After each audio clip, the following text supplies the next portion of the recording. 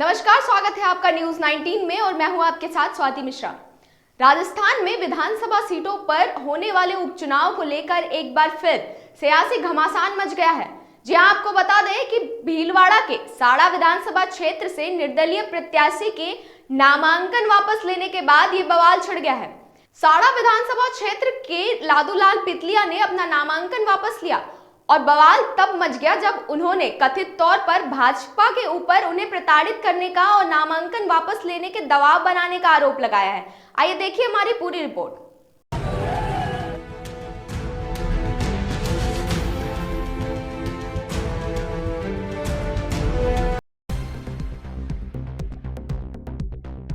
राजस्थान की साड़ा सीट पर भाजपा के बागी लादूलाल पितलिया ने शुक्रवार को आखिर नाम वापस ले ही लिया।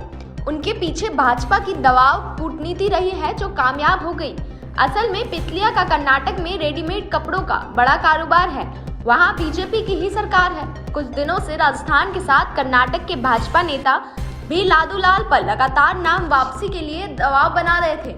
नाम वापसी के साथ भाजपा ने राहत की सांस ली है। पिछली बार लादूलाल ने 30,000 वोट हासिल किए थे। इतने वोट जीत हार में निर्णायक साबित होते हैं। पितलिया ने नामांकन भरने से लेकर नाम वापस लेने तक कोई सार्वजनिक बयान नहीं दिया। उनकी नाम वापसी के बाद भाजपा प्रदेशाध्यक्ष सतीश पूनिया ने साड़ा से जीत सुनिश्चित होने का दावा किया है। नाम वापसी के बाद लादूलाल भाजपा के पक्ष में प्रचार करेंगे या नहीं, इस पर सबकी निगाह रहेगी। उनका नाम वापसी कराना कितना जरूरी था, यह इसी से पता चलता है कि भाजपा ने इस काम की जिम्मेदारी कर्नाटक के राजस्व मंत्री आर अशोक सहित कुछ विधायकों को सौंपी थी। लादूलाल पितलिया के बेंगलुरु स्थित प्रतिष्ठानों पर छापों की चर्चा भी थी। पितलिया का कथित ऑडियो वायरल हो रहा है। इसमें वो परिवार के हितों और सुरक्षा को देखते हुए नाम वापस लेने की बात कर रहे हैं। इसमें भाजपा के बड़े नेताओं ने भारी दबाव की भी बात कर रहे हैं। भाजपा प्रदेशाध्यक्ष सतीश पूनिया ने जब इस बारे में पूछा गया तो दबाव की बात को सिरे से नकार दिया। हालांकि ऑडियो पितलिया का है या नहीं, इसकी पुष्टि अभी नहीं हो सकी है। आज जो पितलिया जी का नामांकन वापस जिस तरीके से कराया गया है, इससे भाजपा का चाल, चरित्र और चेहरा उजागर हुआ है। राष्ट्र प्रेम, राष्ट्रवाद और नैतिकता की दुहाई देने वाले ये पार्टी जिस प्रकार से एक व्यक्ति को धमका करके उसका भविष्य बर्बाद करने की धमकी दे करके, उसके परिवार के ऊपर दबाव बना करके, उसका बिजनेस खत्म करने की धमकी दे करके जिस प्रकार से फार्म उठाया गया है, निंदनीय है। कांग्रेस पार्टी इसकी निंदा करती है। ये कहीं भी किसी भी देश में, किसी भी प्रदेश में इस तरह की घटनाएं नहीं होती हैं। मैं साड़ा विधानसभा क्षेत्र में सेवा करने के लिए निर्दलीय नामांकन दाखिल किया और मेरे परिवार को कुछ दबाव हुआ था। उसके लिए मैं आज फार्म उठाया हूँ और साड़ा विधानसभा क्षेत्र में सेवा का काम करते रहूँगा और गौ माता की सेवा भी करते रहूँगा और साड़ा विधानसभा क्षेत्र में जनसेवक बनकर विधानसभा क्षेत्र में काम करते रहूँगा। आज की हमारी खास रिपोर्ट में बस इतना ही। देश और दुनिया की तमाम खबरों के लिए देखते रहिए न्यूज 19। इस वक्त की बड़ी खबर हम आपको बता रहे हैं जो भारत पाक के बॉर्डर से आ रही है। जी आपको बता दें कि भारत पाक बॉर्डर पर स्थित बखासर क्षेत्र में शुक्रवार को भारत सीमा में एक पाक का मासूम बच्चा पहुंच गया। भारत सीमा में मासूम को देखकर बीएसएफ के जवानों ने वापस जाने के लिए उससे कहा तो वापस जाने का आग्रह करने पर वह मासूम रोने लग गया।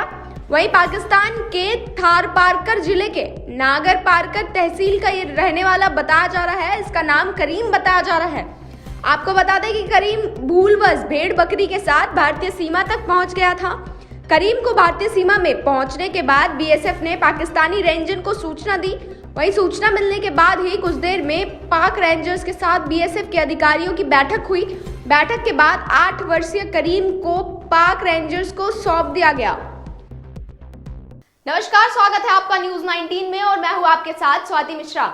राकेश टिकैत के लगातार चल रहे राजस्थान में किसान सभाओं में एक रोचक मोड़ आया है जब उनके अलवर में बानसूर की सभा के दौरान उनके ऊपर स्याही फेंकी गई और उनकी गाड़ी के ऊपर पथराव किए गए। उन्होंने इस बात के लिए भाजपा के कथित तौर पर गुंडों को जिम्मेदार ठहराया है। आइए देखिए क्या है ये पूरा मामला। किसान आंदोलन के अगवा नेता राकेश टिकैत के काफिले पर शुक्रवार को राजस्थान में भीड़ ने हमला कर दिया। यह हमला तब हुआ जब टिकैत अलवर के हरसौरा में सभा को संबोधित कर बानसूर जा रहे थे। इसी बीच तातरपुर में भीड़ ने टिकैत के काफिले पर पथराव शुरू कर दिया।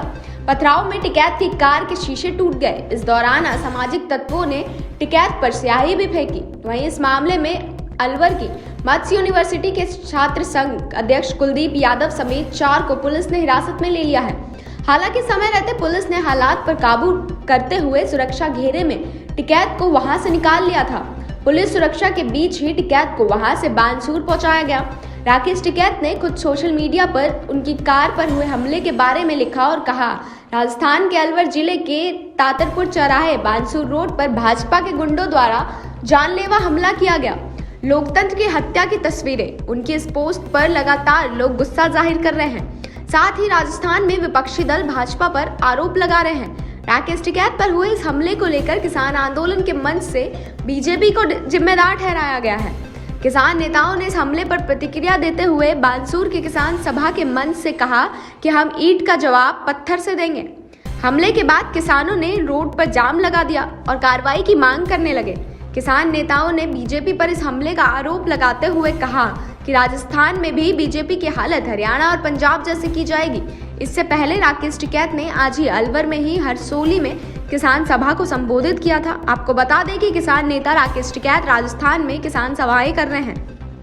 ये तो नहीं होना चाहिए। डंडूस है जो पीएसओ था उसका पिस्टल छीनने की कोशिश करी पुलिस वालों का। भाई फायरिंग हो तो फिर ये कहते हैं कि भाई फायरिंग होगी, मतलब पिस्टल छीनने को रही, पत्थर मारे, शीशे तोड़ दिए, लाठी बजाई। तातरपुर चौराहे पर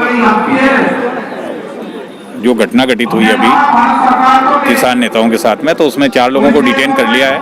बाकी लोगों को भी नामजद करके टीम भेज दी गई है। अतिशीघ्र डिटेन कर लेंगे। क्या इसमें कोई आतंकवादी की नौबत आई थी? जी, आतंकवादी की नौबत आई थी? नहीं, शाही फेंकने का, काले झंडे बताने की इस टाइप की खबर आई है हमारे पास में। इसकी जांच कर रहे हैं। आज की हमारी खास रिपोर्ट में बस इतना ही। देश और दुनिया की तमाम खबरों के लिए आप देखते रहिए न्यूज़ 19। वही खबर चित्तौड़गढ़ से, जहां चित्तौड़गढ़ जिले में चोरों के हौसले बुलंद होते जा रहे हैं। दिन दहाड़े निबाहेड़ा के एक्सिस बैंक में बड़ी लूट की गई है। बंदूक दिखाकर ये लूट की गई। आपको बता दें कि 6 लुटेरों ने वारदात को अंजाम दिया है। एक बैंक कर्मी भी इसमें घायल हो गया है। करीब 45 लाख से अधिक की नकदी बताई जा रही है।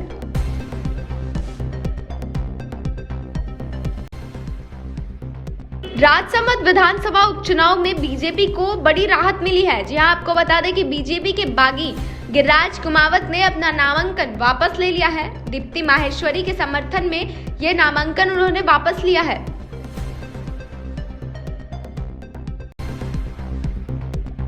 वही खबर अलवर से, जहां अलवर में राकेश टिकैत के काफिले पर हमले का मामला सामने आया है। इसमें पुलिस ने 14 युवकों को इस केस में गिरफ्तार भी कर लिया है। आपको बता दें कि एबीवीपी के पूर्व छात्र संघ अध्यक्ष कुलदीप यादव को भी गिरफ्तार किया गया है।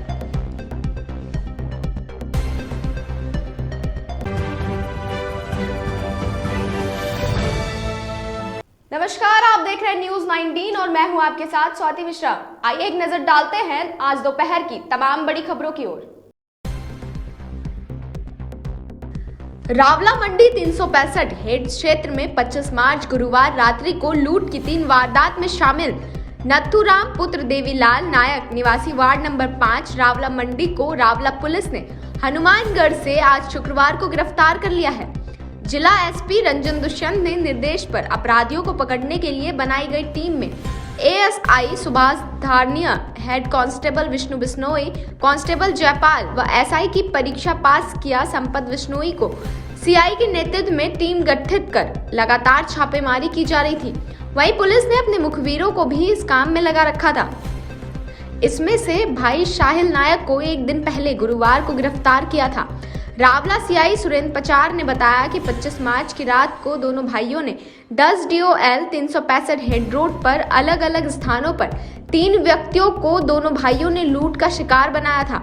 तीनों जगह एक जैसे तरीके से वारदात को अंजाम दिया गया। इन दोनों भाइयों ने 10 DOL रोड पर अंधेरे में खड़े होकर मोटरसाइकिल सवार पर एकदम से लोहे की रॉड से उन व्यक्तियों पर हमला करते और जब वो दर्द से और अचानक हुए इस हमले से नीचे गिरे तो उसको लूट लेते। वहीं नत्थू नायक व इसका पिता देवीलाल 302 में मुजरिम भी रह चुका है। ज्ञात हो कि घटना वाले दिन रात्रि को ही पुलिस ने इन दोनों भाइयों को ट्रेस कर लिया था। उसके बाद नथुराम पुलिस को धक्का देकर भाग गया, जिसके बाद रायसिंह नगर पुलिस के सहयोग से 27 मार्च को उन्हें पकड़ लिया गया। जिले भर में राज्य सरकार की ओर से किए गए निर्णय अनुसार आज से 45 वर्ष आयु वर्ग से अधिक उम्र के लोगों का वैक्सीनेशन जिला कलेक्टर के निर्देश में शुरू किया गया। वैक्सीनेशन के लिए पाली शहर समेत आसपास के ग्रामीण क्षेत्रों में स्थित पीएचसी पर आवश्यक प्रबंध किए गए हैं। उपखंड अधिकारी उत्सव कौशल ने मीडिया को बताया कि आज से कोविड-19 वैक्सीनेशन के लिए कोई भी आम नागरिक जिसकी आयु 45 वर्ष अथवा अधिक हो वह संबंधित पीएचसी या सीएचसी पर पहुंचकर आवश्यक प्रक्रिया पूर्ण करने के बाद वैक्सीन की डोज ले सकेगा। बांगर चिकित्सालय, सखी सेंटर, संचेती धर्मशाला, बांगर चिकित्सालय, पाली शहर में स्थित समस्त यूपीएचसी, नाड़ी मोहल्ला, प्रताप नगर एवं टैगोर नगर तथा ग्रामीण क्षेत्र में स्थित पीएचसी, सीएचसी, मनिहारी, उप स्वास्थ्य केंद्र तथा समस्त राजकीय चिकित्सालयों एवं स्वास्थ्य केंद्रों पर टीकाकरण किया जा रहा है। उन्होंने बताया कि सरकारी स्तर पर वैक्सीनेशन की प्रक्रिया पूर्ण निःशुल्क है। जिला कलेक्टर एवं जिला चिकित्सा अधिकारी के निर्देश से सरकारी नियमों के तहत जिले भर में इन राजकीय अस्पतालों में वैक्सीनेशन शुरू हो चुका है, तो वहीं राजकीय अस्पताल बूथों पर युवाओं में काफी उत्साह देखा जा रहा है और लंबी लंबी कतारें देखी जा रही हैं। जिले में बढ़ रहे लगातार कोरोना पॉजिटिव को देखते हुए जिला कलेक्टर के आदेश अनुसार वैक्सीनेशन को सभी क्षेत्रों में तेज कर दिया गया है। राजस्थान में कोरोना की दूसरी लहर के बीच शुक्रवार को 1422 इस साल के रिकॉर्ड पॉजिटिव केस आए हैं। पिछले 30 दिनों में कोरोना की रफ्तार 14 गुना हुई है। 2 मार्च को जहां 102 नए केस मिले थे, वहीं 2 अप्रैल को ये आंकड़ा 1400 पार कर गया। इसके अलावा अजमेर और राजसमंद के 2 लोगों की मौत हुई है। राजस्थान में एक्टिव केस भी पिछले 1 महीने में 10 गुना की रफ्तार से बढ़ रहे हैं। यहाँ 1 मार्च को 1304 पॉजिटिव केस थे, जो 2 अप्रैल को बढ़कर 10,484 हो गए हैं। यहाँ राजधानी जयपुर, जोधपुर, कोटा व उदयपुर समेत आधा दर्जन जिलों में सबसे ज्यादा केस सामने आ रहे हैं। इन जिलों में रोज 100 से ज्यादा पॉजिटिव केस मिल रहे हैं। 2 अप्रैल को सबसे ज्यादा 195 पॉजिटिव कोटा में मिले हैं।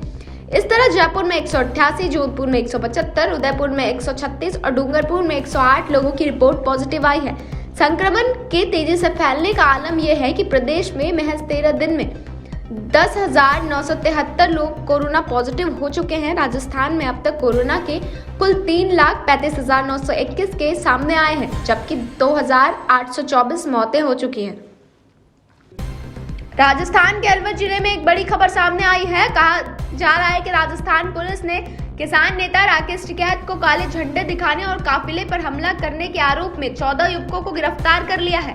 पुलिस ने उन पर धारा 307, 398, 332, 53, 142, 46, 47, 48, 49, 323, 41, 506 और धारा 427 में मामला दर्ज किया है। तातरपुरा थाना पुलिस ने आरोपियों को गिरफ्तार किया है। मुख्य आरोपी कुलदीप यादव मत्स्य यूनिवर्सिटी का पूर्व छात्र संघ अध्यक्ष रह चुका है। वहीं किसान नेता राकेश टिकैत देर रात शाहजहांपुर बॉर्डर पहुंचे थे। इस दौरान उन्होंने धरना दे रहे किसानों का हालचाल जाना। वहीं तेज आंधी की वजह से धरना दे रहे किसानों के टेंट उखड़ गए। इससे थोड़ी देर के लिए मौके पर अफरा तफरी का माहौल बन गया। साथ ही किसानों का कहना है कि कृषि बिलों की वापसी तक आंदोलन जारी रहेगा। बता दें कि किसान आंदोलन के अगुआ नेता राकेश टिकैत के काफिले पर शुक्रवार को राजस्थान में भीड़ ने हमला कर दिया था। यह हमला तब हुआ जब टिकैत अलवर के हरसौरा से सभा को संबोधित कर बानसूर जा रहे थे। इसी बीच ततारपुर में भीड़ ने टिकैत के काफिले पर पथराव शुरू कर दिया और पथराव में टिकैत की कार के शीशे टूट गए। इस दौरान असामाजिक तत्वों ने टिकैत पर स्याही भी फेंकी और अब लोग भाजपा पर आरोप लगा रहे हैं। तो दोपहर की तमाम बड़ी खबरों में आज के लिए बस इतना ही। देश और दुनिया की तमाम खबरों के लिए बने रहिए न्यूज़ 19 के साथ। इस वक्त की बड़ी खबर हम आपको बता रहे हैं जो भारत पाक के बॉर्डर से आ रही है। जी आपको बता दें कि भारत पाक बॉर्डर पर स्थित बखासर क्षेत्र में शुक्रवार को भारत सीमा में एक पाक का मासूम बच्चा पहुंच गया। भारत सीमा में मासूम को देखकर बीएसएफ के जवानों ने वापस जाने के लिए उससे कहा, तो वापस जाने का आग्रह करने पर वह मासूम रोने लग गया। वहीं पाकिस्तान के थार पारकर जिले के नागर पारकर तहसील का ये रहने वाला बताया जा रहा है। इसका नाम करीम बताया जा रहा है। आपको बता दें कि करीम भूलवश भेड़ बकरी के साथ भारतीय सीमा तक पहुंच गया था। करीम को भारतीय सीमा में पहुंचने के बाद बीएसएफ ने पाकिस्तानी रेंजर को सूचना दी। वहीं सूचना मिलने के बाद ही कुछ देर में पाक रेंजर्स के साथ बीएसएफ के अधिकारियों की बैठक हुई। बैठक के बाद 8 वर्षीय करीम को पाक रेंजर्स को सौंप दिया गया। नमस्कार, स्वागत है आपका न्यूज 19 में और मैं हूं आपके साथ स्वाति मिश्रा। खबर पाली से आ रही है, जहां एक व्यक्ति अपनी निजी शौक को पूरा करने के लिए फर्जी आईपीएस की वर्दी बनाकर पकड़ा गया है। जहां आपको बता दें कि ट्रैवल एजेंसी में अपने आप को सीबीआई ऑफिसर बताकर टिकट के पैसे कम करवाने की मांग कर रहा था। ट्रैवल एजेंसी के व्यक्ति को संदेह होने पर उसने पास के पुलिस थाने में कंप्लेंट दर्ज करी। मौके पर ही पुलिस ने पहुंचकर जब पूछताछ किया तो पता लगा कि इसने अपने नाम से एक फर्जी आई कार्ड बना रखा है, जिसकी वजह से वह होटलों में और एसी बसों में मुफ्त में ट्रैवल किया करता है। आइए देखिए क्या कुछ है ये पूरा मामला। कोतवाली पुलिस ने नया बस स्टैंड पर सीबीआई अधिकारी बनकर घूम रहे फर्जी आईपीएस युवक को गिरफ्तार किया है। उसके कब्जे से सीबीआई का फर्जी I card, walkie talkie, handset, airgun और आईपीएस की वर्दी, बाइक सहित कई दस्तावेज बरामद किए गए हैं। वह पिछले 2 साल से फर्जी अधिकारी बनकर होटलों व बसों में घूमता और वर्दी का गलत फायदा उठा रहा था। उसने यह कार्ड राजवीर शर्मा पुत्र राम प्रसाद शर्मा के नाम से बना रखा था।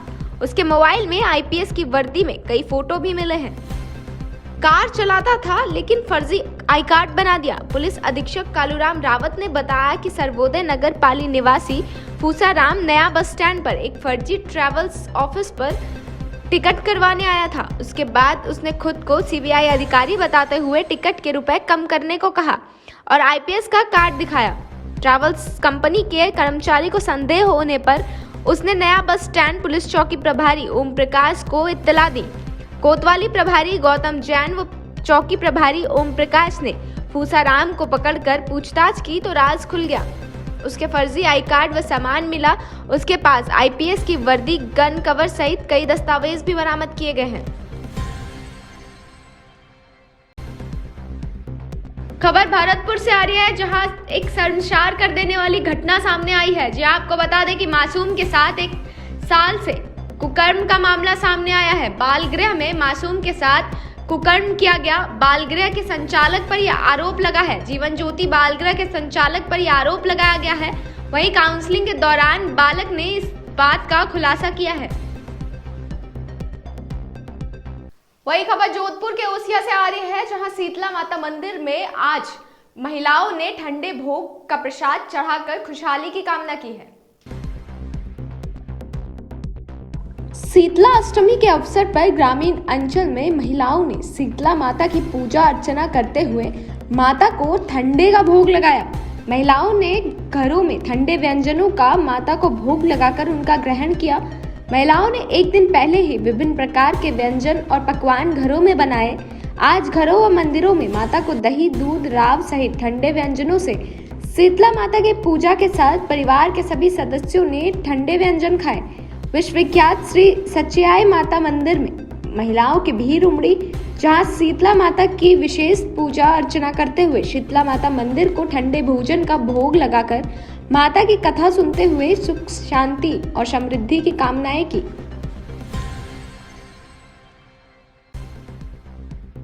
इस वक्त की बड़ी खबर हम आपको बता रहे हैं, जो भारत पाक के बॉर्डर से आ रही है। जी आपको बता दें कि भारत पाक बॉर्डर पर स्थित बखासर क्षेत्र में शुक्रवार को भारत सीमा में एक पाक का मासूम बच्चा पहुंच गया।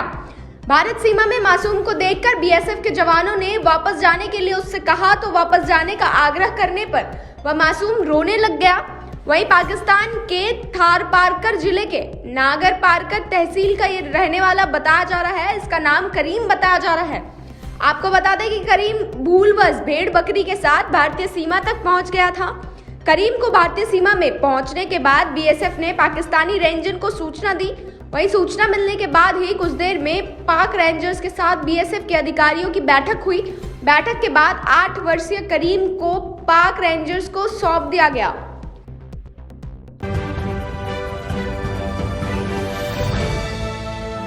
वहीं दौसा के सर्व सैनी समाज ने गिरिराज प्रसाद सैनी को जिलाध्यक्ष चुना है। सर्व सैनी समाज ने गिरिराज प्रसाद सैनी को जिलाध्यक्ष चुना गया है। सैनी छात्रावास में कैलाश सैनी की अध्यक्षता में हुई सर्व सैनी समाज की बैठक में गिरिराज प्रसाद सैनी को जिलाध्यक्ष चुना गया, जिसमें दौसा जिले के सभी सैनी समाज के लोग एकत्रित हुए और समाज ने जिलाध्यक्ष पद पर गिरिराज सैनी को चुना। भारी संख्या में समाज के बुजुर्ग और युवा एकत्रित हुए और सभी की राय से जिलाध्यक्ष पद पर गिरिराज सैनी को निर्विरोध घोषित किया, जिसमें समाज के लाटुरमल सैनी, पूर्व प्रधान बाबूलाल सैनी, राजूलाल सैनी, शंकरलाल सैनी, पूर्व इंस्पेक्टर और समाज के लोग भारी संख्या में एकत्रित हुए।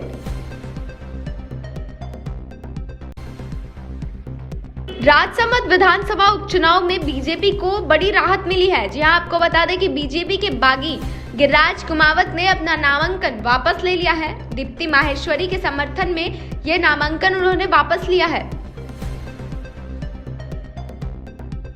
8 अप्रैल से दुबई में खेले जाने वाले दिव्यांग प्रीमियर लीग के लिए करौली के रंजीत गुज्जर का चयन किया गया है। करौली के रंजीत गुज्जर दिव्यांग cricket control board of India की ओर से 8 अप्रैल से 15 अप्रैल तक दुबई शारजा के अंतर्राष्ट्रीय क्रिकेट स्टेडियम में खेलते नजर आएंगे। शारीरिक रूप से दिव्यांग क्रिकेट खिलाड़ियों का दिव्यांग premier league DPL cricket tournament आयोजित किया जाएगा। इस टूर्नामेंट में देश भर के 6 टीमें भाग ले रही हैं। राजस्थान राजवाड़ा टीम की ओर से रंजीत का चयन किया गया है। इसमें विभिन्न राज्यों से 90 चुने हुए खिलाड़ियों की 6 टीमें भाग लेंगी। इस प्रतियोगिता में राजस्थान के 6 खिलाड़ी भी शामिल होंगे, जिसमें नाम क्रमशः रंजीत गुज्जर, राम सिंह शक्ति, नासिर, दुर्गेश शर्मा, राजेश धाकड़ होंगे।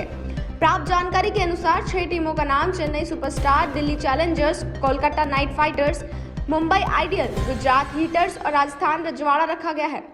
राउंड रॉबिन लीग आधार पर सभी टीमें एक दूसरे के साथ मैच खेलेंगी। 8 अप्रैल को पहले दिन एक मैच खेला जाएगा। 10 से 13 अप्रैल तक रोजाना 3 मैच खेले जाएंगे और 14 अप्रैल को 2 मैच खेले जाएंगे तथा 15 अप्रैल को फाइनल मैच खेला जाएगा।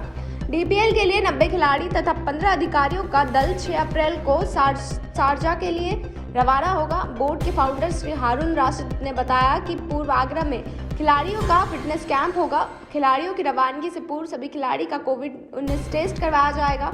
सभी खिलाड़ियों के इंश्योरेंस कवर के अंतर्गत आएंगे ताकि किसी भी खिलाड़ी को किसी भी प्रकार की असुविधा न हो सके। रंजीत के बचपन में गिरने से एक पैर में चोट आ गई थी, उसके चलते काफी परेशानी का सामना करना पड़ा। 2016 में पढ़ाई के दौरान खेल के बारे में सूचना लगी और पार्टिसिपेट किया। उन्होंने खेल में हौसला मिला और आगे बढ़ते पैरा क्रिकेट में 2 साल की मेहनत से इंडियन टीम में स्थान प्राप्त किया। पहली बार 2017 में सिंगापुर व श्रीलंका में चयन हुआ। उम्दा प्रदर्शन के चलते दिव्यांग प्रीमियर लीग दुबई के लिए चयन हुआ है। वही खबर अलवर से, जहां अलवर में राकेश टिकैत के काफिले पर हमले का मामला सामने आया है।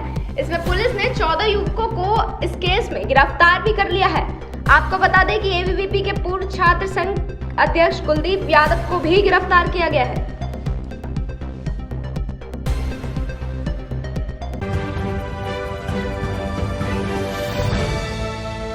नमस्कार, आप देख रहे हैं न्यूज 19 और मैं हूं आपके साथ स्वाति मिश्रा। आइए एक नजर डालते हैं आज दोपहर की तमाम बड़ी खबरों की ओर। रावला मंडी 365 हेड क्षेत्र में 25 मार्च गुरुवार रात्रि को लूट की 3 वारदात में शामिल नथुराम पुत्र देवीलाल नायक निवासी वार्ड नंबर 5 रावला मंडी को रावला पुलिस ने हनुमानगढ़ से आज शुक्रवार को गिरफ्तार कर लिया है। जिला SP रंजन दुष्यंत ने निर्देश पर अपराधियों को पकड़ने के लिए बनाई गई टीम में ASI Subhash Dharniya, head constable Vishnu Bishnoi, constable Jaipal व SI की परीक्षा पास किया संपत बिश्नोई को CI के नेतृत्व में टीम गठित कर लगातार छापेमारी की जा रही थी। वहीं पुलिस ने अपने मुखबिरों को भी इस काम में लगा रखा था। इसमें से भाई शाहिल नायक को एक दिन पहले गुरुवार को गिरफ्तार किया था। रावला CI सुरेंद्र पचार ने बताया कि 25 मार्च की रात को दोनों भाइयों ने 10 DOL 365 हेड रोड पर अलग अलग स्थानों पर 3 व्यक्तियों को दोनों भाइयों ने लूट का शिकार बनाया था। तीनों जगह एक जैसे तरीके से वारदात को अंजाम दिया गया। इन दोनों भाइयों ने 10 DOL रोड पर अंधेरे में खड़े होकर मोटरसाइकिल सवार पर एकदम से लोहे की रॉड से उन व्यक्तियों पर हमला करते और जब वो दर्द से और अचानक हुए इस हमले से नीचे गिरे तो उसको लूट लेते। वहीं नत्थू नायक व इसका पिता देवीलाल 302 में मुजरिम भी रह चुका है। ज्ञात हो कि घटना वाले दिन रात्रि को ही पुलिस ने इन दोनों भाइयों को ट्रेस कर लिया था। उसके बाद नथुराम पुलिस को धक्का देकर भाग गया, जिसके बाद रायसिंह नगर पुलिस के सहयोग से 27 मार्च को उन्हें पकड़ लिया गया। जिले भर में राज्य सरकार की ओर से किए गए निर्णय अनुसार आज से 45 वर्ष आयु वर्ग से अधिक उम्र के लोगों का वैक्सीनेशन जिला कलेक्टर के निर्देश में शुरू किया गया। वैक्सीनेशन के लिए पाली शहर समेत आसपास के ग्रामीण क्षेत्रों में स्थित पीएचसी पर आवश्यक प्रबंध किए गए हैं। उपखंड अधिकारी उत्सव कौशल ने मीडिया को बताया कि आज से कोविड-19 वैक्सीनेशन के लिए कोई भी आम नागरिक जिसकी आयु 45 वर्ष अथवा अधिक हो वह संबंधित पीएचसी या सीएचसी पर पहुंचकर आवश्यक प्रक्रिया पूर्ण करने के बाद वैक्सीन की डोज ले सकेगा।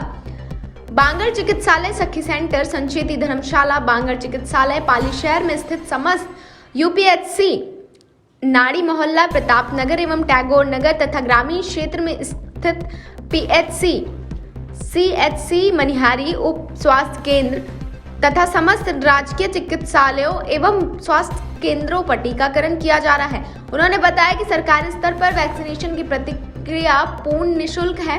जिला कलेक्टर एवं जिला चिकित्सा अधिकारी के निर्देश से सरकारी नियमों के तहत जिले भर में इन राजकीय अस्पतालों में वैक्सीनेशन शुरू हो चुका है, तो वहीं राजकीय अस्पताल बूथों पर युवाओं में काफी उत्साह देखा जा रहा है और लंबी लंबी कतारें देखी जा रही हैं। जिले में बढ़ रहे लगातार कोरोना पॉजिटिव को देखते हुए जिला कलेक्टर के आदेश अनुसार वैक्सीनेशन को सभी क्षेत्रों में तेज कर दिया गया है। राजस्थान में कोरोना की दूसरी लहर के बीच शुक्रवार को 1422 इस साल के रिकॉर्ड पॉजिटिव केस आए हैं। पिछले 30 दिनों में कोरोना की रफ्तार 14 गुना हुई है। 2 मार्च को जहां 102 नए केस मिले थे, वहीं 2 अप्रैल को ये आंकड़ा 1400 पार कर गया। इसके अलावा अजमेर और राजसमंद के 2 लोगों की मौत हुई है। राजस्थान में एक्टिव केस भी पिछले 1 महीने में 10 गुना की रफ्तार से बढ़ रहे हैं। यहाँ 1 मार्च को 1304 पॉजिटिव केस थे, जो 2 अप्रैल को बढ़कर 10,484 हो गए हैं। यहाँ राजधानी जयपुर, जोधपुर, कोटा व उदयपुर समेत आधा दर्जन जिलों में सबसे ज्यादा केस सामने आ रहे हैं।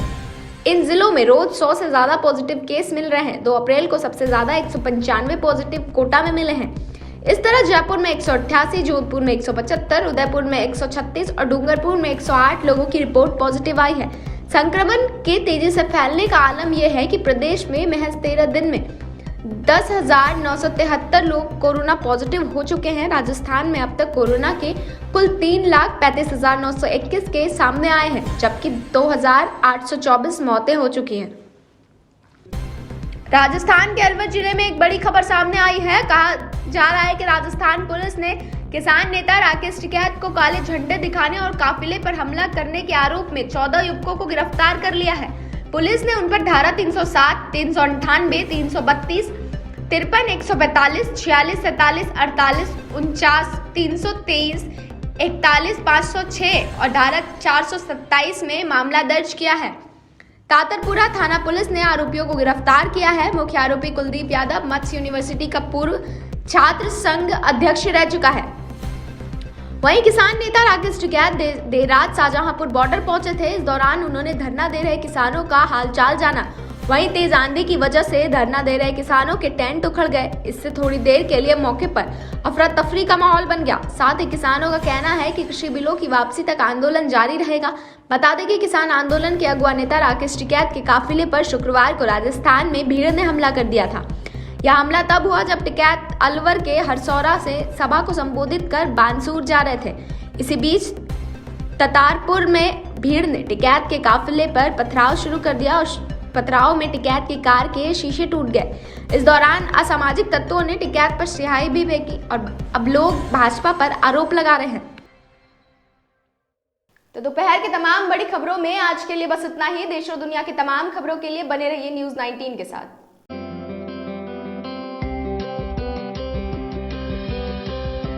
नमस्कार, आप देख रहे हैं न्यूज़ 19 और मैं हूं आपके साथ स्वाति मिश्रा। आइए रुक करते हैं न्यूज़ 19 के मॉर्निंग अपडेट्स की ओर।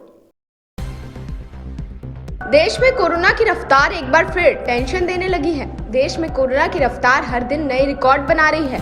पिछले 24 घंटे में कोरोना के नए 90,000 के करीब मामले सामने आए हैं। पिछले साल की तरह इस साल भी महाराष्ट्र कोरोना में सबसे आगे और ज्यादा प्रभावित दिख रहा है। महाराष्ट्र में पिछले एक दिन में कोरोना के 47,827 नए मामले सामने आए। स्वास्थ्य मंत्रालय के आंकड़ों के मुताबिक देश भर में पिछले 24 घंटे में कोविड-19 के 89,129 नए मामले सामने आए हैं, जबकि 714 लोगों की मौत हो गई है। नए मामले सामने आने के बाद देश में कुल संक्रमित मरीजों की संख्या 1,23,90,260 हो गई है।